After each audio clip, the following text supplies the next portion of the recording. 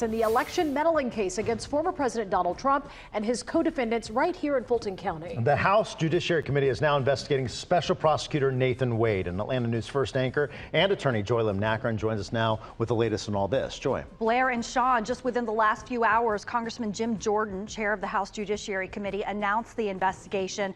In a letter, he expressed concern about politically motivated prosecutions and potential misuse of federal funds. And this comes just days after one of the defendants in the election interference indictment moved for his charges to be dismissed over an alleged improper relationship between Special Prosecutor Nathan Wade and Fulton County DA Fani Willis.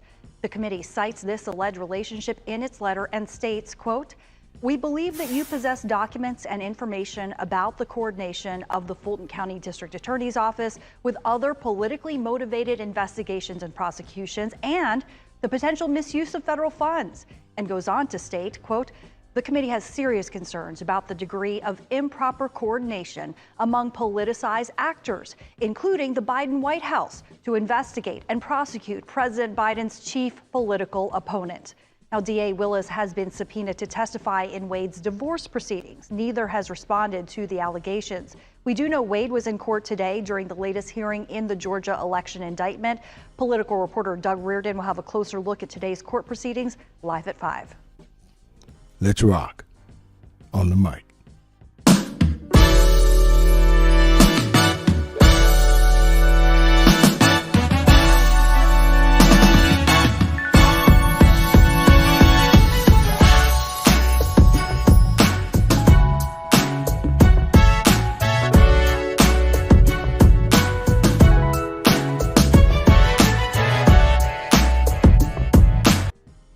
What's up, everybody? And you are listening to the best of the Media Mike radio show. I am your host, the Media Mike Speaks, sponsored by New Justice Media, where we are the voice of the everyday citizen. The time is now 57 minutes past the hour here in the Lone Star State with a chilling 15 degrees. So let's get to this story before it is too late.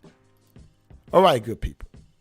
Ladies and gentlemen, can somebody tell me what in the scales of justice, possible ethics violation, and judicial misconduct is going on with Miss Fani Willis? First of all, the name Fani, well, pretty much know what generation she's from. Got to be at least a boomer or an Xer. I bet she's an Xer. Names like that are going away. Anyway, we're not here to discuss her name, but just in case you do not know about this story, you may have heard of it. Fani Willis, the famed Fulton County District Attorney, who was assigned to prosecute, the former President Donald Trump, has now found herself on the hot seat. She's facing accusations that she violated ethical rules by appointing her married lover as chief prosecutor on the case. The accusation was raised in a pleading filed on Monday by a lawyer for Michael Roman, a former Trump campaign staff member who also faces charges in the case along with 13 others. So you have a bar complaint was filed with the State Bar of Georgia. Now, is this case compromised? That is the question. Is it compromised? You see. So the staff member, well, I'll say this. The staff member that used to be Trump's staff member, a guy named Roman. Now his lawyer, Alicia Merchant, so they're coming after her because of all the situation. Said she could find no evidence that prosecutor Nathan Wade had ever prosecuted a felony case. Now, if you don't know who Nathan Wade is, okay, this is the gentleman, as you see, behind Miss DA Fani Willis, I would say. So as you saw in the video, when she was appointed to this case,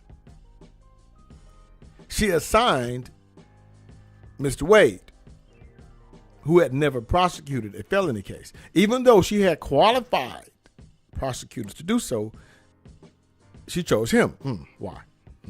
Now, if you want this to be, you want to try to really make a case here, you're going to get the most experienced prosecutor, wouldn't you think? But you get him who's never tried a felony case. And his background was a defense attorney and a municipal judge. Now, the man was paid over $650,000, pretty much over $500,000 here. You saw the video, and I'm telling you, on the case since then, and allegedly he took Fani Willis on lavish vacations.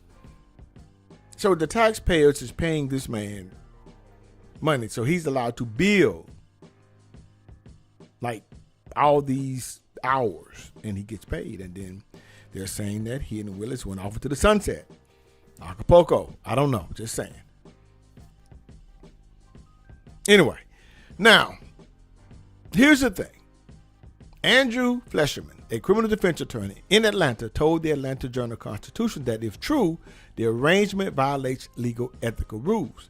If you are giving money to somebody who appears to be unqualified and they are giving you some of that money back in the form of summer vacations, then you're financially benefiting from your prosecution. That's a conflict of interest. He stated if Willis is found to be disqualified, it could disqualify the entire office from the prosecution. Now, this is something really to think about here. Now, this woman is out here, she's out here allegedly, I guess, getting it in. She's using her power and allegedly hiring her boyfriend, who's married. They're both married. And, well, he was. So we're going to talk about him a little bit. Okay. Now, Wade, the prosecutor with no experience in prosecuting a felony case, filed for divorce from his wife the day after he began work under Fani Willis at the DA's office. Now, his wife's attorneys served Fani Willis with a subpoena to appear on January 23rd in the divorce proceedings. Now, why would Wade, the alleged affair guy, attorney, why would his wife want Fani Willis to be subpoenaed to appear? So something was going on. So now the attorney who's going after Fani Willis is attempting to unseal filings in the divorce case. So could it be the wife found out about this and threatened to go public, and he decided, Wade, to go ahead and divorce her? And so things to make you go, Now, the Georgia Star News contacted the State Bar of Georgia about the allegations, asking whether an investigation had been started.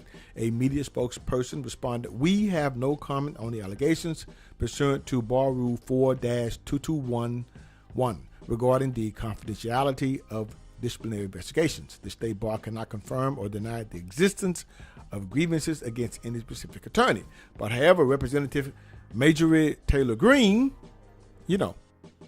Republican, filed a criminal referral with Georgia Governor Brian Kemp and Georgia Attorney General Chris Carr against Fani Willis on Wednesday.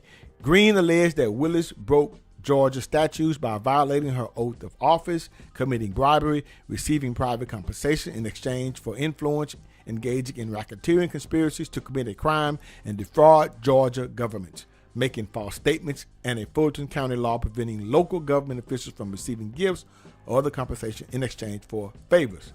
Wow. Greene goes on to say, pointed out the oath Georgia attorneys are required to take, pledging to take only their lawful compensation. Several Georgia state senators have announced they will be filing a complaint against Willis and the Prosecuting Attorneys Qualifications Commission.